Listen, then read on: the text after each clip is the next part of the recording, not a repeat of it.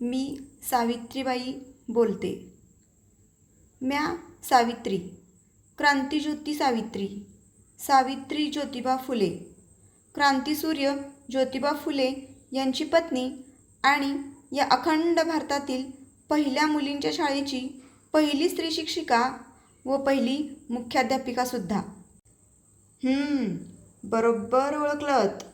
तीच मी, अंगावर शेणाचे गोळं झेलणारी, दगडांचा मार सोसणारी, लोकांचे शिव्याशाप ऐकून घेणारी.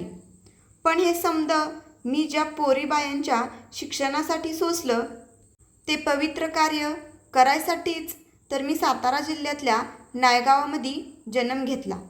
माझे वडील खंडोजी नेवसे पाटील आणि माझी आई लक्ष्मी.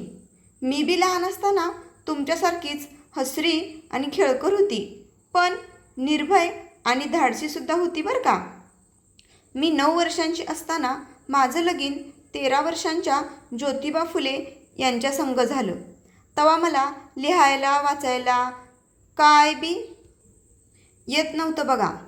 पण माझ्या धन्यानी स्त्री शिक्षणाचा वसाच घेतला होता की. आणि म्हणून तर पोरीसनी शिकवाया कुणीतरी बाई माणूस पाहिजे म्हणून तर माझ्या धन्यानी अगोदर मला शिकवलं आणि मगच म्या झाले पहिली स्त्री शिक्षिका आणि मुख्याध्यापिका.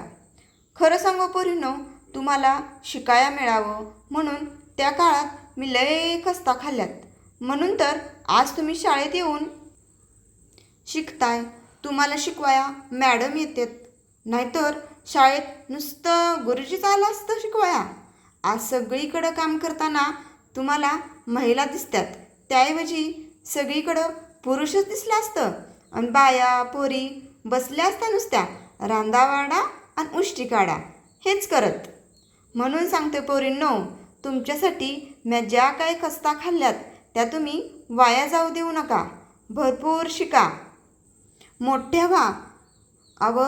चूल आणि मूल हे काय बायला सुटलं नाही. पण म्हणून मी जी शिक्षणाची ज्योत लावली आहे ती तुम्ही भरपूर शिकून मोठं होऊन अखंड चालू ठेवा.